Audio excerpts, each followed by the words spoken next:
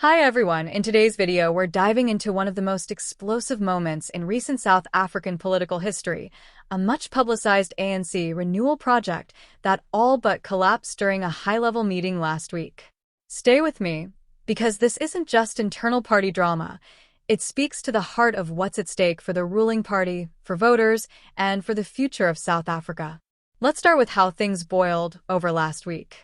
ANC insiders report that a high-level internal gathering, with both NEC members and provincial leaders in attendance, was intended to assess the progress of the ANC's much-advertised renewal campaign.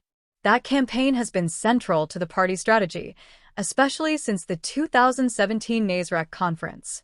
But instead of unity or clarity, what transpired was a collapse of the meeting, a breakdown of civil discourse in the room, and simmering tensions erupting into open conflict, all over corruption, accountability, and entrenched power struggles.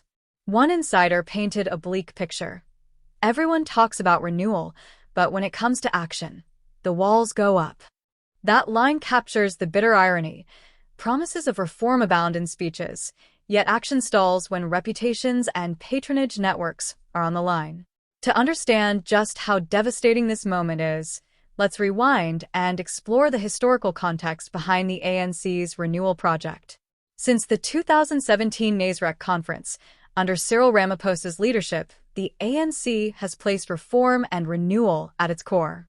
Promises ranged from cleaning house and retraining cadres to curbing nepotism and reviving an integrity-driven ethos. But reform in a 113-year-old liberation movement is complicated, balanced against layers of history, factional interests, and entrenched provincial structures. Indeed, analysts warn that discussions of renewal might well have been premature.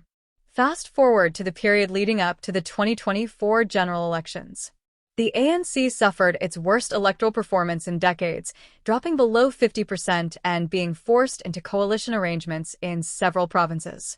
With voters signaling dissatisfaction, especially among younger demographics, the public demanded meaningful, not rhetorical, reform. The purpose of the recent NEC/provincial gathering was to seize that moment. Yet instead of seizing the moment, the meeting collapsed under its own internal contradictions. It's worth noting that renewal isn't new to the ANC.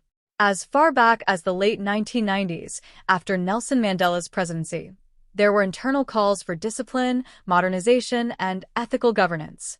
Thabo Mbeki championed organizational professionalism, Jacob Zuma promised a return to the people, and Cyril Ramaphosa revived the word renewal as a campaign slogan in 2017. But each cycle has faltered, either consumed by factionalism or undermined by scandals. This latest collapse fits a longer pattern of promises that struggle to take root.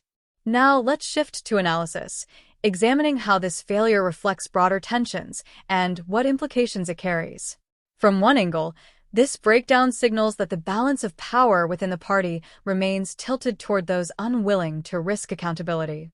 Calls for rigorous vetting and quick disciplinary measures were reportedly met with pushback from those losing influence.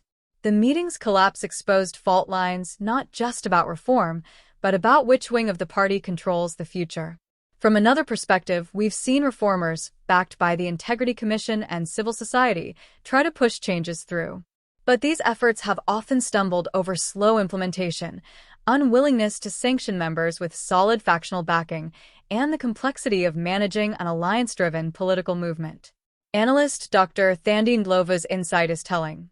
This is a stark reminder that the ANC remains deeply divided between those who want meaningful reform and those entrenched in patronage networks, she said, also warning that, until there is decisive action against corruption within the party, talk of renewal will ring hollow. That succinctly frames the problem. Without decisiveness, reform becomes performative. For many South Africans, the collapse is more than just an internal tragedy, it's a public relations disaster. It reinforces a narrative that the ANC talks about renewal but fails to act. For voters dealing with everyday frustrations, service delivery failures, corruption, economic hardship, the sight of internal infighting only deepens disillusionment. Younger ANC members, particularly from the Youth League, have reportedly been more vocal in pushing for generational change. They argue that the party cannot continue to recycle leaders tainted by scandal while expecting young voters to show loyalty at the polls. This generational tension adds another layer to the renewal debate. It's not just about ethics and accountability, but about who gets to lead the ANC into a future where its traditional support base is shrinking. What might come next? The timing is critical. The ANC is heading into municipal and by-elections.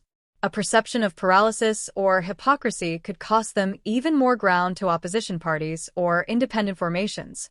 Opposition groups like Action SA, the EFF, and the DA are all waiting to capitalize on this disarray, framing themselves as alternatives to a party stuck in internal chaos. But there are paths forward. One possibility is a renewed commitment, meaning actual disciplinary processes, firings, or even convening fresh gatherings with clearly enforced terms of engagement. Another is that without firm action, the meeting collapse could become the symbol of a party unable to reform itself, further eroding public trust and prompting splintering. And of course, the status quo could hold, meaning protracted stagnation, repeated breakdowns, and only superficial fixes. Let me offer a clearer overview of where things stand right now. The current state: deep divisions exposed, public hopes wounded, reform rhetoric hanging loose. No clear plan or consensus to salvage the renewal project yet. What to watch next? Terms of reference for upcoming meetings: if they embed stronger rules or neutral facilitators, maybe there's a sliver of hope. Also, any visible disciplinary action or new oversight mechanisms could signal intent.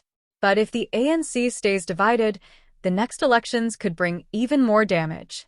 Before I wrap up, here's the bottom line. The collapse of this high-level meeting isn't just internal wrangling. It reveals a party at a crossroads, fighting between reform and inertia, between accountability and survival. How it navigates these choices could shape South Africa's political future. Finally, if you found this deep dive helpful, you can help us keep doing more by hitting that subscribe button. Share your thoughts in the comments below. Do you think the ANC can still deliver meaningful renewal? Is this collapse just another bump or an inflection point? I'd love to hear your perspective. Thanks for watching. If you want more content like this, in-depth and accessible, don't forget to like, subscribe,